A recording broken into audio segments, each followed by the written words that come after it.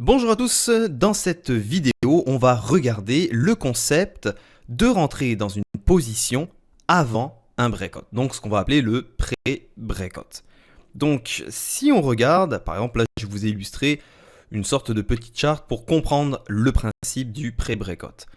Donc si vous voulez, le marché est remonté, mais à chaque fois, il va redescendre un petit peu, mais quand il redescend, sa chute, si vous voulez, son dernier plus bas, va se retrouver toujours plus haut que le plus bas précédent. Comme on le voit dans le carnet d'ordre, eh bien, le marché est remonté, mais il s'est mis un petit peu à descendre, et donc il va remonter, il va recommencer à descendre un petit peu, mais à chaque fois qu'il redescend, eh bien, son dernier plus bas va se retrouver plus haut que le plus bas précédent. Et donc, dans ce genre de configuration, ce qu'on veut faire, c'est être en mesure de rentrer pour pouvoir profiter, en plus du breakout s'il y en a un, de profiter des ticks qu'on va pouvoir gagner justement avant le breakout. Donc, on va regarder ici, dans ce scénario, qu'est-ce qui s'est passé. Le marché est remonté, donc on peut voir ici dans le inside print, donc tous les contrats bleus, donc on voit ici, donc ça montre que justement ça a été facile au marché de monter.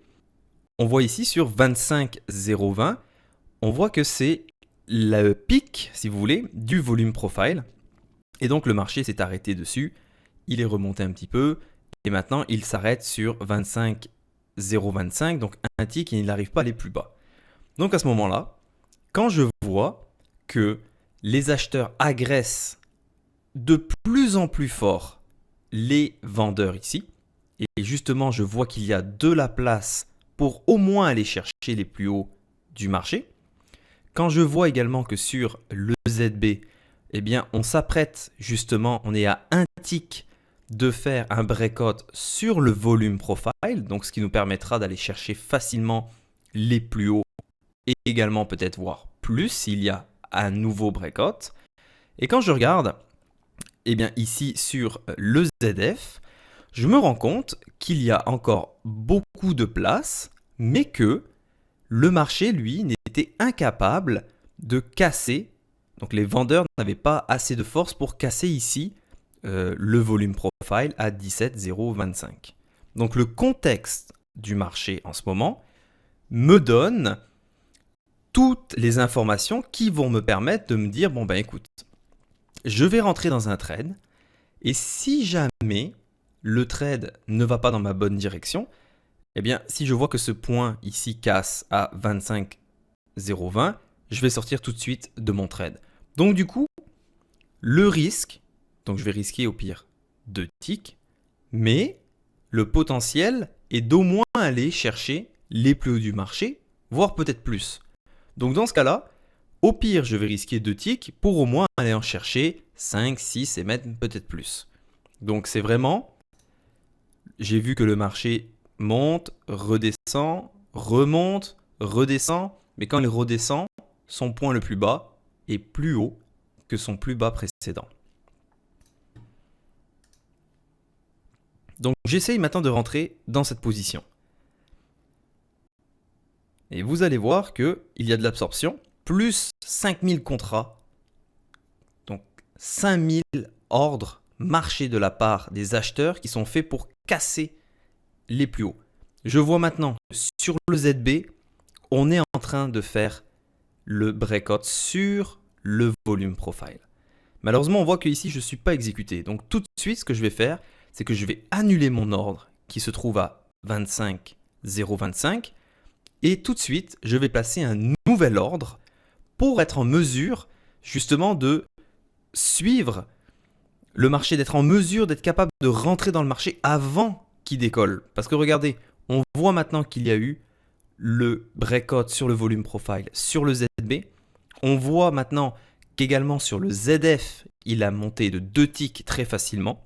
Donc si maintenant je ne suis pas en mesure de rentrer tout de suite dans le trade, eh bien malheureusement, je ne vais pas chasser le marché. Cette occasion sera perdue. Donc j'ai annulé mon ordre. Je vois ici un ordre iceberg, donc je vois qu'il y a de l'absorption, c'est mon moment où est-ce que je vais pouvoir rentrer. Je place un ordre.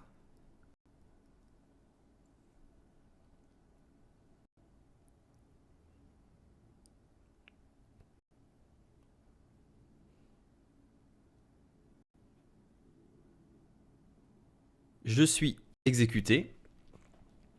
Et donc maintenant, regardez, 5000 contrats qui sont complètement absorbés et les acheteurs qui continuent d'attaquer le prix plus haut. On voit, regardez, sur le ZB, on a cassé le volume profile, on a fait un breakout sur le volume profile et maintenant on s'approche ici à 54,00, on s'approche des plus hauts du marché.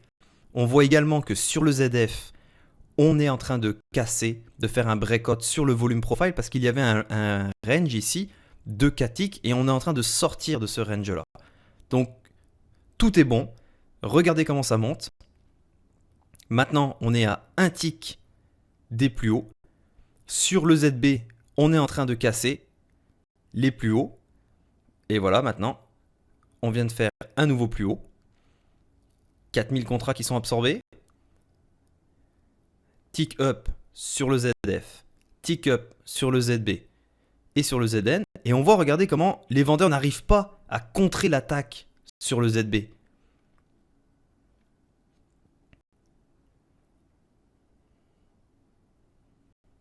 Et maintenant, on a toutes les informations et tous les éléments pour faire un breakout. Donc même si jamais le breakout là il se passe pas, bah, au moins déjà là, je sortirai de mon trade et j'aurai gagné 3 ticks.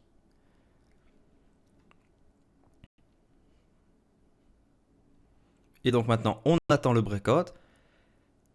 On voit que j'ai reculé mon take profit d'un coup que le marché casse vraiment plus haut. Et regardez, ça y est, le breakout est exécuté.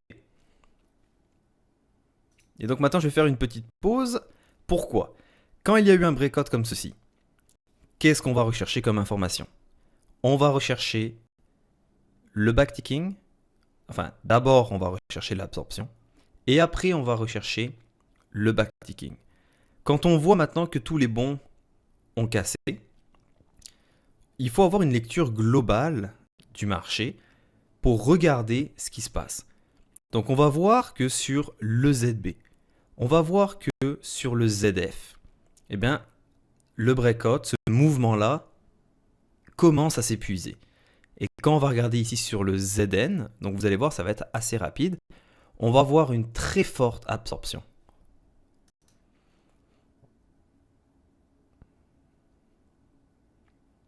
Donc c'est pour ça que je suis sorti. Regardez. 8000. La même chose ici sur le ZF. 4000. Donc quand on voit ce genre d'information, quand vous voyez, maintenant on est quasiment rendu à 5000 sur le ZF, qu'on voit qu'on est rendu quasiment à 9000 sur le ZN. Également on voit que par exemple sur le volume profile ici, il y a eu le breakout, donc c'était fin, et que maintenant, ça commence à s'épaissir. Et comme on a vu dans les breakouts, quand le volume profile commence à s'épaissir ici, ça montre qu'il y a beaucoup plus de bataille. Donc, vu qu'il y a beaucoup plus de bataille, eh bien, on va être beaucoup plus vigilant. Et comme dans le breakout, eh bien, si jamais le marché n'arrive pas à aller rapidement plus haut, donc à casser encore plus haut, il va falloir sortir très rapidement de son trade. Pourquoi? Parce que sinon le marché va revenir très facilement et surtout très rapidement dans la zone précédente, dans la zone où est-ce qu'il y a eu le déclenchement du breakout. Et donc c'est pour ça que je suis sorti de mon trade. Donc regardez, si je vous le repasse, on va remettre la vidéo juste un petit peu avant. Donc regardez sur le ZN. Ici, regardez. On commence à voir du backticking. On a vu également maintenant 2539 contrats qui ont été exécutés au prix des vendeurs. Donc on voit maintenant que les vendeurs ne veulent absolument pas que le marché aille plus loin. Et on commence à avoir de l'absorption ici sur le ZF. Et voilà, 4500 d'absorption. On voit également maintenant sur le ZF que les vendeurs attaquent agressivement les acheteurs. Et moi, quand je vois ça, vous voyez, le backticking qu'il y a eu, de l'absorption, c'est le signal pour sortir. Et donc, je suis sorti.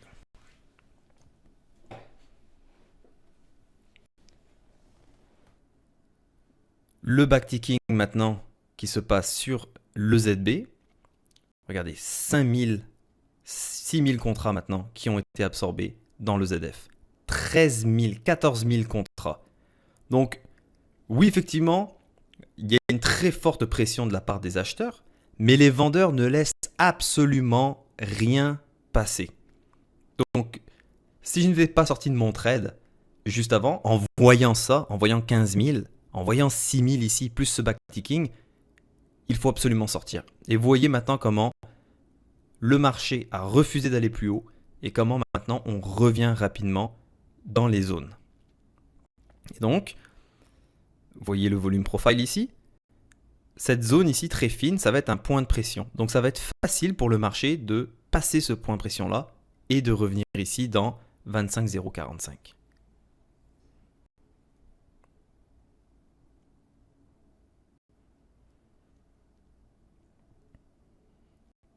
La même chose ici sur le ZB. Vous voyez, il y a eu le breakout. Là, c'est très fin. Et maintenant, on voit que le volume profile s'épaissit.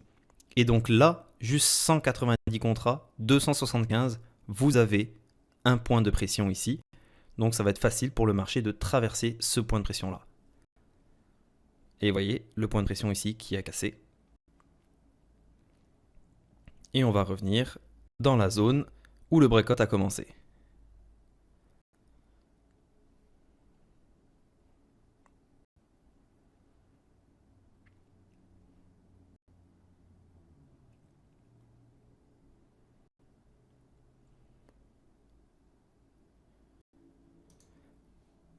Et on voit maintenant que les acheteurs, regardez, ils sont plus aussi déterminés, ils n'ont plus autant de puissance à vouloir attaquer les vendeurs qu'ils avaient lors du déclenchement de ce breakout là. Donc pour résumer, ce qui est très intéressant avec ce genre de trade, c'est que on va être en mesure de rentrer avant un breakout. Donc, quand on rentre avant un breakout, eh bien, si jamais le breakout n'a pas lieu, on va être en mesure de liquider notre position avant les plus hauts. Si le marché revient, on va pouvoir reprendre une nouvelle position et à ce moment-là, peut-être qu'il y aura un breakout. Et si jamais le marché, on est ici, on a pris une position, le marché finalement ne monte pas et veut redescendre, et bien notre risque est très très limité. Regardez, quand on regarde ici, quand j'ai pris ma position, eh bien, soit le marché cassait, soit alors j'allais être en mesure de sortir soit directement sur mon point d'entrée, donc je perdais rien, je faisais juste payer mes commissions, ou dans le pire scénario, eh bien, j'allais perdre juste un tick. Donc c'est ce genre de trade qui peut être très intéressant parce que avant qu'il y ait un breakout, on va être en mesure de prendre justement plusieurs trades, de initier une position longue. Bon, finalement, ça casse pas. On lâche notre trade, ça redescend un petit peu, on reprend position, on essaye de voir, ça ne marche pas. Bon, on lâche notre trade, on reprend une position parce qu'à chaque fois que les plus bas sont plus hauts qu'avant, ça nous montre qu'on est toujours dans cette tendance haussière. Et là, on prend un nouveau trade et ça se met à casser.